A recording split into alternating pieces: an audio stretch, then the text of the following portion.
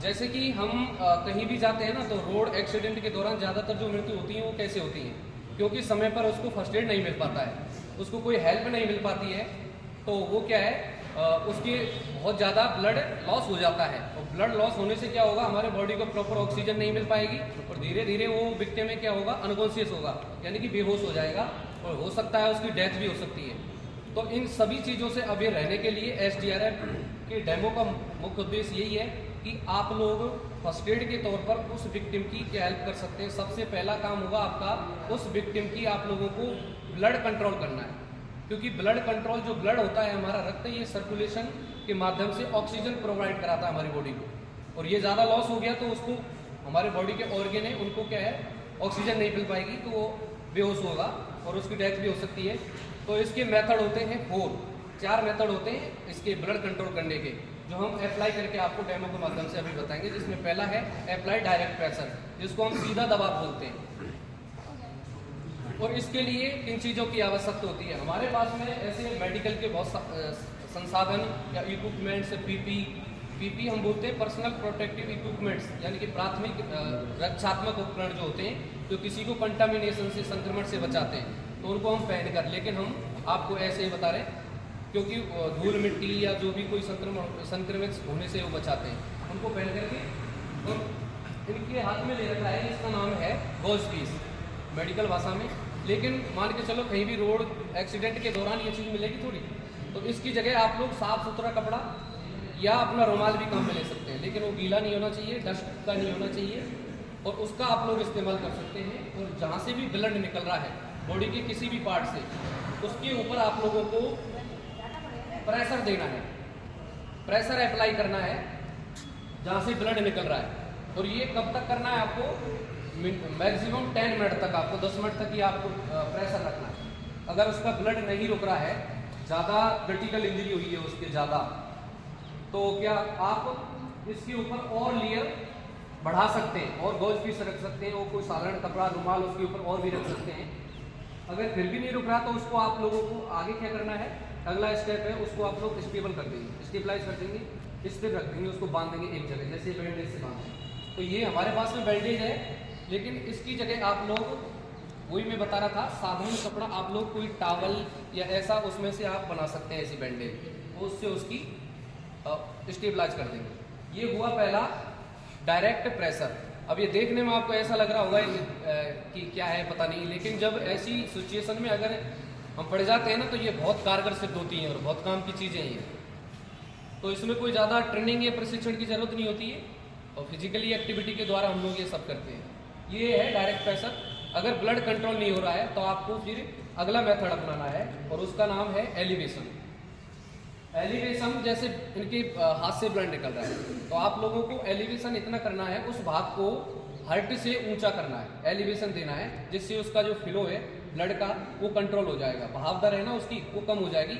लेकिन कितना करना है, अपने हार्ट से, क्योंकि हार्ट हमारा रक्त को पंप करता है। अगर नीचे ज़्यादा रखेंगे उस अंग को तो ज़्यादा ब्लड निकलेगा, तो उसको आप लोगों को ऊपर कर देना है, जैसे इन्होंने किया। इसको बोलते हैं हम क्या, एलिवेशन।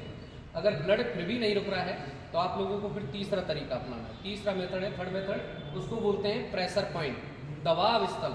हमारे बॉडी के अंदर दबाव स्थल रहते हैं, जो हमारी वेंस होती हैं, आर्टरीज होती हैं, तो मुख्य जैसे यहाँ इनकी एल्बो के पास में एक नस होती है, उसको ऐसे पकड़ के आप लोगों को ऐसे जोर से लॉक कर देना, तो इसको बोलते हैं हम प्रेशर पॉइंट। तो आपको वो थर्ड मेथड अप्लाई करना है। अगर ब्लड फिर भी नहीं रुक रहा है, फिर आपको चौथा तरीका अपनाना है, लेकिन उसको बहुत कम यूज करते हैं। जब कोई अंग भंग हो जाता है या ज़्यादा कोई क्रिटिकल ज़्यादा इंजरी है, और तो उसको बोलते हैं हम टॉर्निकेट, रक्तबंध पट्टी।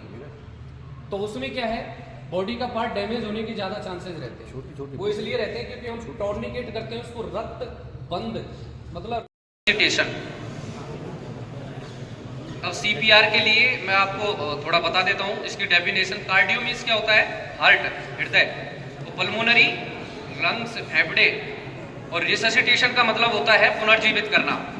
जैसे कभी किसी के जैसे होता है ना हार्ट अटैक, इसमें हार्ट अटैक में तो क्या होता है कि पेशेंट कॉन्शियस अवस्था में रहता है, और कार्डियो अरेस्ट में वो अनकॉन्शियस हो जाता है। तो जब कोई अनकॉन्शियस हो जाता है, या फिर इलेक्ट्रिक शॉक लगता है, या कोई पानी में डूब जाता है, और या फिर कोई जहर ले लेता है या कोई ओवरडोज ड्रग ले लेता है या ड्रग रिएक्शन हो जाता है, ऐसी कंडीशन में आपको ये करना है कि आपको सीपीआर कब देना है। इसका एक टाइम जो गोल्डन टाइम होता है, इसका गोल्डन टाइम होता है। और जैसे किसी के हार्ट अटैक आया, कभी कभी क्या होता है किसी आदमी की डेथ हो जाती है, क्योंकि हम लोग सीपीआर के बारे में जानते ही नहीं है। अगर 4 से 6 मिनट तक आपने सीपीआर की क्रियाविधि किसी को अगर कर दी तो आप लोग उसकी जान बचाने में सक्सेसफुल हो सकते हैं।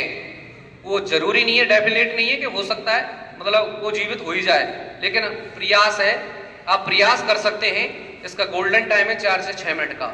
और इसमें 2 सिचुएशन होती है, क्लिनिकल डेथ और बायोलॉजिकल डेथ। और क्लिनिकल डेथ जो होती है उसमें होता क्या है, इसका 4 से 6 मिनट का टाइम रहता है। और बायोलॉजिकल डेथ होती है जिसको जैविकीय मृत्यु बोलते हैं, उसका टाइम रहता है 6 से ऊपर। अगर 6 मिनट से ज्यादा समय हो गया तो ये मान लेना हमारी जो मस्तिष्क की कोशिकाएं होती हैं वो डैमेज होना प्रारंभ हो जाती है, तब ज्यादा दिक्कत रहती है। लेकिन ये पानी के केस में ये अपवाद है, आप लोग 1 घंटे तक भी सीपीआर दे करके किसी व्यक्ति की जान बचा सकते हैं, पानी में डूबे हुए व्यक्ति की। और में ये 4 से 6 है, क्योंकि जब हमारे मस्तिष्क की रक्त कोशिकाएं डैमेज हो जाएंगी तो ऑक्सीजन नहीं मिल पाएगा, और ऑक्सीजन की सप्लाई जब नहीं मिलती है तो सबसे पहले प्रभावित अगर होगा कोई भी अंग तो वो मस्तिष्क होगा। सबसे पहले मस्तिष्क हमारा डैमेज होता है।